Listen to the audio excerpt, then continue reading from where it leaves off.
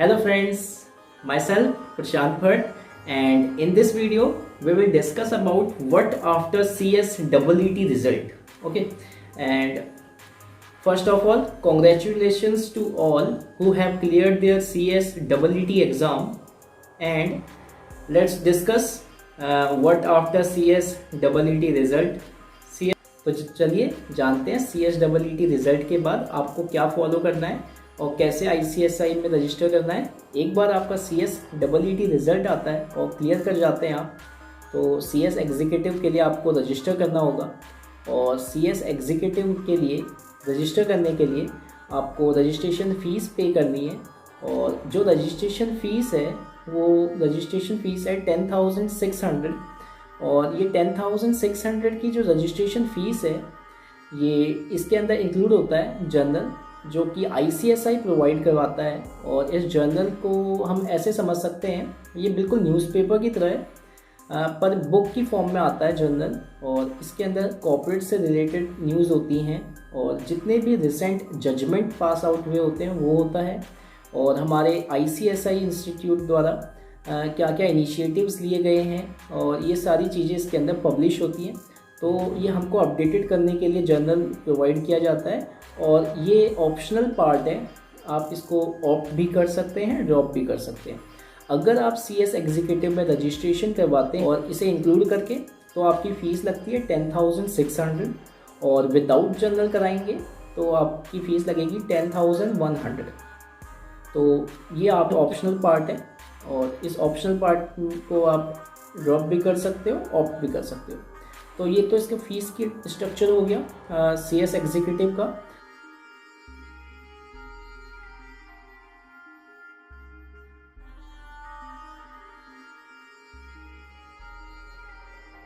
तो एग्जीक्यूटिव में जब आप फ़ीस पे करने के बाद आपके पास विदिन 1 मंथ आपके पास बुक डिलीवर हो जाती हैं, और ये बुक पोस्ट के द्वारा डिलीवर हो जाएंगी आपके पास। और आपके पोस्ट ऑफिस पे इस बुक को आप भेज दिया जाता है, और बाद में आपके पास मैसेज आएगा कि ये बुक डिलीवर हो गई है, आप इन बुक्स को पिक कर सकते हैं। तो ये बुक डिलीवर होने के बाद अब आपको जो 2 बातें ध्यान रखनी है एग्जीक्यूटिव के अंदर एंट्री लेने के बाद, वो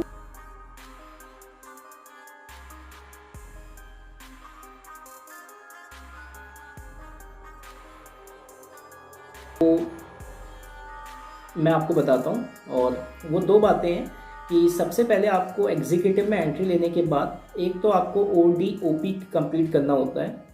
ODOP का मतलब है 1 डे ओरिएंटेशन प्रोग्राम, और ये 1 डे ओरिएंटेशन प्रोग्राम आप अगर कंप्लीट नहीं करते हैं तो आपको एग्ज़ाम में बैठने नहीं दिया जाएगा। तो 1 डे ओरिएंटेशन प्रोग्राम के अंदर आपको ICSI के रीजनल चैप्टर्स में जाना होता है, जहाँ पे ये ऑर्गेनाइज़ कराती है। ICSI चैप्टर्स में ऑर्गेनाइज होता है ये, और आपने इसे कंप्लीट करना होता है।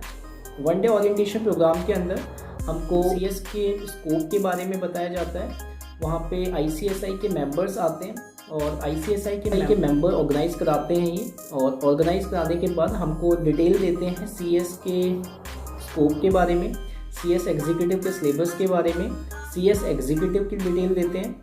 और ये एग्ज़ाम और जब हम ये ODOP कंप्लीट करते हैं 1 डे ओरिएंटेशन प्रोग्राम, तो हमको यहाँ से सर्टिफिकेट प्रोवाइड होता है, और ये कंप्लीट हो जाता है। 1 डे का प्रोग्राम होता है ये, और इसके लिए कोई चार्जेस हमें पे नहीं करने होते हैं, क्योंकि हम ये चार्जेस पहले ही एग्जीक्यूटिव में पे कर दिए होते हैं हमने जब हम रजिस्ट्रेशन करवाते हैं। तो इसके बाद ये प्री रिक्विजिट कंडीशन हमें पूरी करनी होती है। और सेकंड जो कंडीशन है वो सेकंड कंडीशन है कि हमें प्री एग्ज़ाम टेस्ट देना होता है एक, और ये प्री एग्ज़ाम टेस्ट बिल्कुल सिमिलर है हमारे 12th के बोर्ड एग्ज़ाम से पहले होने वाले एग्ज़ाम, जो प्री बोर्ड एग्ज़ाम होते हैं उन्हीं की तरह। और ये एग्ज़ाम हमें क्लियर करना होता है अपने मेन एग्ज़ाम के क्लियर होने से पहले। तो अगर हम इन एग्ज़ाम को क्लियर करते हैं तो ही हमें एग्ज़ाम फॉर्म फिलअप करने दिया जाएगा, नहीं तो हम एग्ज़ाम फॉर्म फिलअप नहीं कर पाएंगे।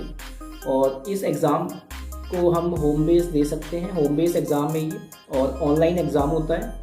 और इस एग्ज़ाम का सिलेबस का है, जो एग्जीक्यूटिव का सिलेबस है वही इसका सिलेबस होता है, और MCQ पैटर्न होता है ये। और इसके अंदर टोटल 50 क्वेश्चंस होते हैं, और 2 मार्क्स ईच क्वेश्चंस, और इसके अंदर नेगेटिव मार्किंग होती है 0.5 की।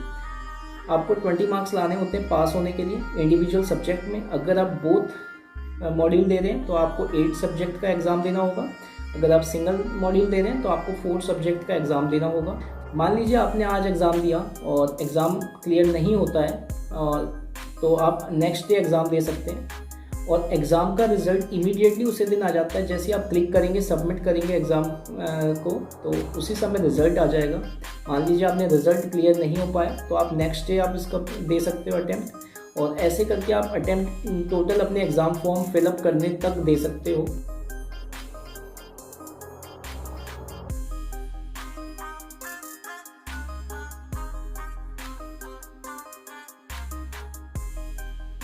और अगर आप दिसंबर के लिए रेडी हो रहे हो तो एग्ज़ाम के लिए एग्जीक्यूटिव के, तो लास्ट डेट होती है एग्ज़ाम फॉर्म फिलअप करने की दिसंबर के लिए सितंबर 25।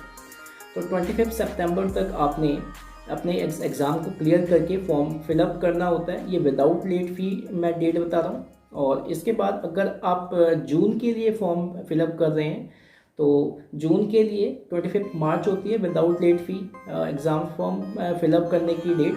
तो आपको 25 तक ये एग्ज़ाम क्लियर करना होगा तो ही आप एग्ज़ाम फॉर्म फिलअप कर पाएंगे, वरना आप एग्ज़ाम फॉर्म फिलअप नहीं कर पाएंगे। फिर आपको नेक्स्ट सेशन में अपना एग्ज़ाम देना पड़ेगा। तो ये 2 प्री रिक्विजिट हैं जो आपको CS एग्ज़ाम फॉर्म फिलअप करने से पहले कंप्लीट करने होंगे।